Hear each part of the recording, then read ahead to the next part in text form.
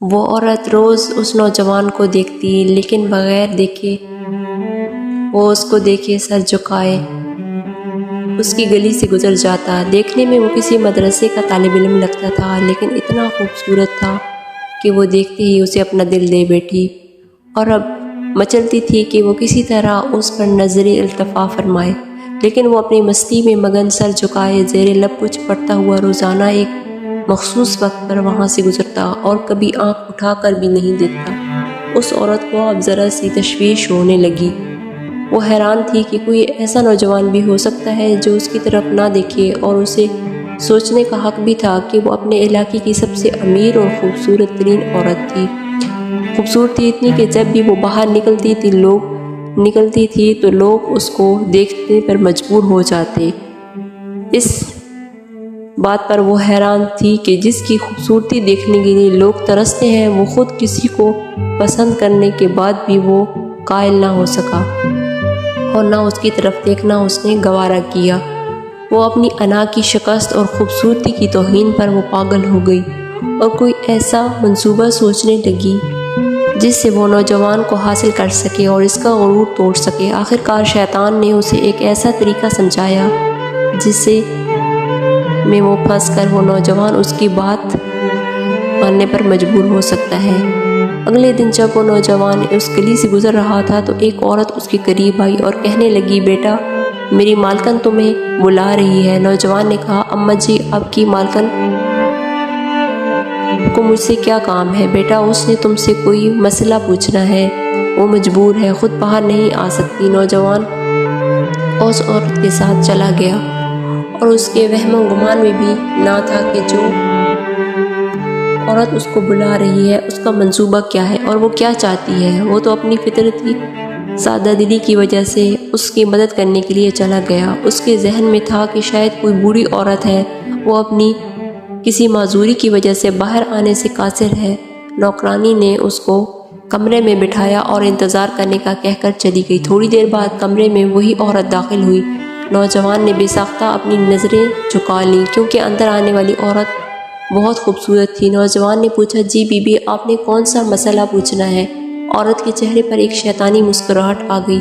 اس نے اپنے دل کا سارا حال کھول کر رکھ دیا اور کہا کہ میری سب سے بڑی خواہش یہ ہے کہ میں ایک دفعہ تمہیں حاصل کر سکوں۔ نوجوان یہ بات سن کر کانپنے لگا اور کہنے لگا، اللہ کی بندی، اللہ سے ڈرو، کیوں گناہ کی طرف مائل ہو رہی ہو؟ اس نے عورت کو بہت سمجھایا، لیکن عورت پر تو شیطان سوار تھا۔ اس نے کہا، یہ تو تم میری خواہش پوری کرو گے یا پھر میں شور مچاؤں گی کہ تم نے زبردستی میرے گھر میں داخل ہونے کی کوشش کی ہے اور میری عزت پر حملہ کیا ہے۔ نوجوان سے بات سن کر بہت پریشان ہوا۔ اس سے اپنی عزت کسی بھی طرح سے محفوظ نظر نہیں آ رہی تھی۔ اس کی بات مانتا تو گنہگار ہوتا اور نہ مانتا تو لوگوں کی نظروں میں برا بنتا۔ وہ اپنے علاقے کا شریف لڑکا تھا، لوگ اس کی شرافت کی مثالیں دیا کرتے تھے۔ وہاں پر اس پر اس قسم کا الزام لگایا جائے یہ اس کو گوارا نہیں تھا۔ وہ مصیبت میں پھنس گیا تھا تو دل ہی دل میں وہ اللہ کی طرف متوجہ ہوا اور اللہ سے مدد چاہی تو اس کے ذہن میں ایک ایسی ترکیب آ گئی۔ اس نے عورت سے کہا کہ ٹھیک ہے، میں تو تمہاری خواہش پوری کرنے کے لیے تیار ہوں، لیکن پہلے مجھے بیت الخلاء جانے کی حاجت ہے۔ اور اس نے بیت الخلاء کا پتہ بتا دیا۔ اس نوجوان نے اندر جا کر ڈھیر ساری غلاظت اپنے جسم پر مل لی اور باہر آ گیا۔ عورت اسے دیکھتی ہی چلا اٹھی، یہ تو نے کیا کیا ظالم؟ مجھ جیسی نفیس طبیعت والی عورت کے سامنے اتنی گندی حالت میں آ گئے ہو، دفع ہو جاؤ، نکل جاؤ میرے گھر سے۔ نوجوان فوراً اس کے گھر سے نکل گیا اور قریب ہی ایک نہر پر اپنے آپ کو اور اپنے کپڑوں کو اچھی طرح پاک کیا اور اللہ کا شکر ادا کرتا ہوا واپس مدرسہ چلا گیا۔ نماز کے بعد جب وہ سبق میں بیٹھا تو تھوڑی دیر بعد استاد نے کہا کہ آج تو بہت پیاری خوشبو آ رہی ہے، کس طالب علم نے خوشبو لگائی ہے؟ وہ نوجوان سمجھ گیا کہ اس کے جسم سے ابھی بھی بدبو آ رہی ہے اور استاد جی جو ہے طنز کر رہے ہیں۔ وہ اپنے آپ میں سمیٹ گیا اور اس کی آنکھوں میں آنسو آ گئے۔ تھوڑی دیر بعد استاد جی نے پھر پوچھا کہ یہ خوشبو کس نے لگائی ہے، لیکن وہ خاموش رہا۔ آخر استاد نے سب کو ایک ایک کر کے بلایا اور خوشبو سونگنے لگا۔ اس نوجوان کی باری آئی تو وہ سر جھکا کر استاد کے سامنے کھڑا ہو گیا۔ استاد نے اس کے کپڑوں کو سونگا تو وہ خوشبو اس کے کپڑوں سے آ رہی تھی۔ استاد نے کہا کہ تم بتا کیوں نہیں رہے تھے کہ یہ خوشبو تم نے لگائی ہے؟ نوجوان رو پڑا اور کہنے لگا کہ استاد جی، اب آپ مجھے شرمندہ کر رہے ہیں۔ مجھے پتا ہے کہ میرے کپڑوں سے بدبو آ رہی ہے، لیکن میں مجبور تھا۔ اور اس نے وہ سارا واقعہ استاد کو سنایا۔